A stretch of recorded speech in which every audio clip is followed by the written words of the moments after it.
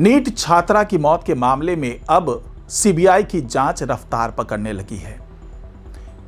वो लगातार अब पुलिस कर्मियों से पूछताछ कर रही है, पुलिस अधिकारियों से पूछताछ हो रही है। इस बीच मानवाधिकार आयोग भी सक्रिय हो गया है और सबसे बड़ी बात कि पप्पू यादव ने कुछ सनसनीखेज खुलासे किए हैं, जिसने इस पूरे जांच को एक नई दिशा देने का काम किया। एक नया मोड़ आ गया है पूरी जांच में। तो पप्पू यादव को कौन सी जानकारी मिली है और दो नेताओं का उन्होंने नाम जो है वो सार्वजनिक किया है, लेकिन सार्वजनिक करने के साथ साथ उन्होंने कुछ छुपा भी लिया है। तो क्या है ये पूरा मामला, जानते हैं आज की इस रिपोर्ट में, तो इसे आखिर तक जरूर देखिएगा। नमस्कार, मैं हूं डॉक्टर सुरजीत सिंह और आप देख रहे हैं YBN बिहार झारखंड। अगर आपने अभी तक इसे सब्सक्राइब नहीं किया है तो सब्सक्राइब कर लीजिए और अगर आपको ये वीडियो अच्छा लगे तो लाइक कीजिए, शेयर कीजिए और कमेंट जरूर कीजिए।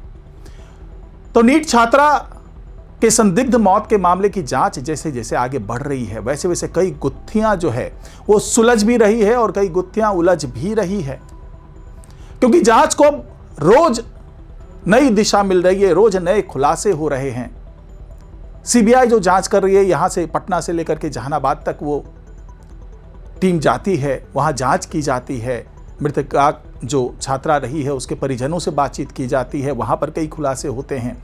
साथ ही जब सीबीआई पूछताछ करती है पुलिस अधिकारियों से तो वहां पर भी अलग अलग बयान आते हैं। चित्रगुप्त नगर की जो थानाध्यक्ष दरोगा है रीना कुमारी, उससे जब पूछताछ होती है तो उसके बयान में कई विरोधाभास देखने को मिलता है। कई जगह वो अटकती हुई नजर आती हैं और विरोधाभास उनके बयानों में, जो पुरानी थानाध्यक्ष थी रोशनी कुमारी, उसके बयानों से इनका बयान मैच नहीं करता है। एसडीपीओ सचिवालय जो है अन्नू, उनके बयान से इनका बयान मैच नहीं करता। यानी कि कई जगह पर ऐसी चीजें हैं जो इशारा कर रही हैं कि दाल में कुछ तो काला है, कहीं ना कहीं कुछ तो गड़बड़ी हुई है, कुछ न कुछ छुपाने की कोशिश तो की जा रही है। और इस बीच में मानवाधिकार आयोग ने भी ऐलान कर दिया कि 8 सप्ताह के अंदर में इसकी जांच रिपोर्ट उसे सौंपी जाए, नहीं तो जो एसएसपी है पटना एसएसपी, उसको भी तलब किया है कि आप रिपोर्ट दायर कीजिए और 22 अप्रैल को इसकी सुनवाई होगी और पूरे मामले की जांच रिपोर्ट उनके पास होनी चाहिए। क्या कार्रवाई की गई वो उन्हें पता होना चाहिए। तो एक तरफ तो मानवाधिकार आयोग ने सम्मन जारी कर दिया और दूसरी तरफ फिर पप्पू यादव ने कई खुलासे कर दिए। तो पहले तो इनके इस बयान को सुनिए, उससे आपको ये बात समझ में आ जाएगी कि आखिरकार पप्पू यादव कह क्या रहे हैं। पहले बयान सुनिए, उसके बाद मैं बताता हूं कि इसका निहितार्थ क्या है, इसका मतलब क्या है। बहुत बड़े लोग हैं, मैं आपसे जानना चाहता हूं, नाम नहीं बोलूंगा, बोरिंग रोड के नागेश्वर कॉलोनी में कौन से ऐसे नेता हैं जिसका नाम संजय है, अंतिम नाम नहीं बोलूंगा, जिसका घर खगड़िया है, जिनका ऑफिस में कौन कौन जाता था, उनकी टोटल सीसीटीवी फुटेज की जांच करिए। क्या उसमें मनीष रंजन जाते थे या नहीं? कौन है एक गुप्ता, जिसका नाम आगे नहीं बोल रहा, गुप्ता, अगला नाम नहीं बोलूंगा। जैसे संजय के बाद का नाम नहीं बोला, वैसे ही गुप्ता के पहले का नाम नहीं बोलूंगा। तो आपने सुना पप्पू यादव का ये जो बयान है, साफ साफ कह रहे हैं कि कोई संजय है, पूरा नाम नहीं बताया, बताया कि पटना के नागेश्वर कॉलोनी में रहते हैं, घर खगड़िया है, लेकिन पूरा नाम नहीं बताया। लेकिन ये मान जरूर कर दी कि भैया उसके घर के सीसीटीवी फुटेज खंगालिए और देखिए कि क्या वहां पर शंभू गर्ल्स हॉस्टल का जो मालिक है उसका आना जाना हो रहा था कि नहीं हो रहा था, और हो रहा था क्यों हो रहा था। दूसरा नाम उन्होंने गुप्ता करके बताया, हालांकि पहला नाम नहीं बताया, उन्होंने सरनेम बताया लेकिन उसका पूरा नाम नहीं बताया। सस्पेंस, यहां भी सस्पेंस। लेकिन पप्पू यादव ये जरूर कह रहे हैं कि उनके पास तमाम साक्ष्य मौजूद हैं और समय आने पर वो सीबीआई को साक्ष्य भी दिखाएंगे। तो पप्पू यादव को इतनी जानकारी इस मामले में कैसे है? हालांकि वो ये भी कह रहे हैं कि पूरे मामले में किस तरीके से लापरवाही बरती गई है। लापरवाही इस तरह से है कि उनका जो आरोप है कि छात्रा को जबरदस्ती सेडेटिव दिया जा रहा था इंजेक्शन से, जबकि यह नहीं दिया जाना चाहिए था। वो ऑलरेडी बेहोशी की हालत में थी। इसके बावजूद किसके इशारे पर यह सेडेटिव दिया जा रहा था? बार बार क्यों नशे का इंजेक्शन दिया जा रहा था?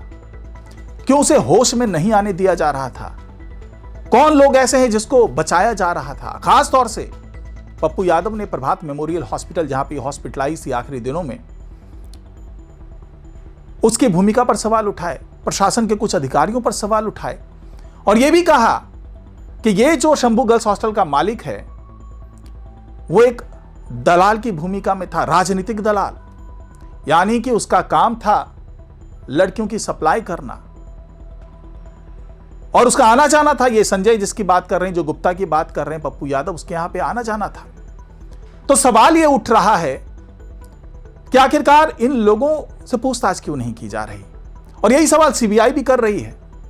पुलिस से वो सीबीआई कर रही है सवाल कि भाई आपने शंभू गर्ल्स हॉस्टल के संचालक को पूछताछ के लिए क्यों नहीं बुलाया? आपने उसके साथ पूछताछ क्यों नहीं की?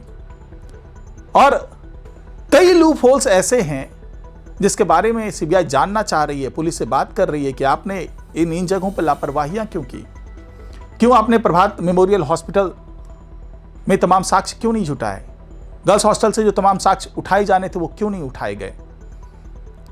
और सीसीटीवी फुटेज की बहुत ही गंभीरता से जांच क्यों नहीं की गई?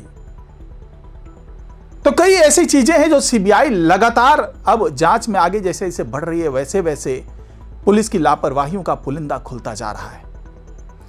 और इस बीच में जिस तरीके से पप्पू यादव ने सवाल खड़े कर दिए, उससे यह लगने लगा है कि सीबीआई को भी उन तमाम सवालों के जवाब तलाशने चाहिए।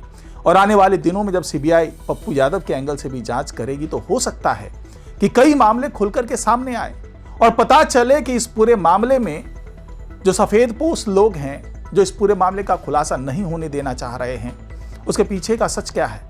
क्योंकि पप्पू यादव का यह कहना है कि एसआईटी और सीआईडी की जांच भी सही चल रही थी, लेकिन प्रशासन ने उसका सहयोग ही नहीं किया, आगे जांच बढ़ने ही नहीं दी। और अब सीबीआई जब जांच कर रही है तो उन सभी पहलुओं का जो है वो खुलासा होगा। और सीबीआई के तेवर को देखकर के ऐसा लग रहा है कि आने वाले दिनों में कई ऐसे खुलासे होंगे जो अभी पर्दे के पीछे छिपे हुए हैं, ढके हुए हैं और जानबूझ करके इनको ढका जा रहा है। और साथ ही यह भी तय हो गया कि अब केवल थानाध्यक्ष से ही पूछताछ नहीं होगी। अब जो बड़े बड़े अधिकारी हैं, चाहे वो सीआईडी के अधिकारी हों, चाहे एसआईटी के अधिकारी हों, चाहे बिहार पुलिस के कोई आला अधिकारी हों, सबसे पूछताछ सीबीआई करेगी और जानना चाहेगी कि ये जो टूटी हुई कड़ियां हैं इस पूरे मामले की, वो क्यों टूटी हुई है, इसे जोड़ने की कोशिश क्यों नहीं की गई, इस पूरे मामले की गहन पड़ताल करने की कोशिश क्यों नहीं की गई। लेकिन आने वाले दिनों में क्या क्या खुलासा होगा, इस पर हमारी नज़र भी रहेगी और आप तक हम ये सारी जानकारियां पहुंचाते रहेंगे। तो फिलहाल आज की रिपोर्ट में इतना ही। नमस्कार।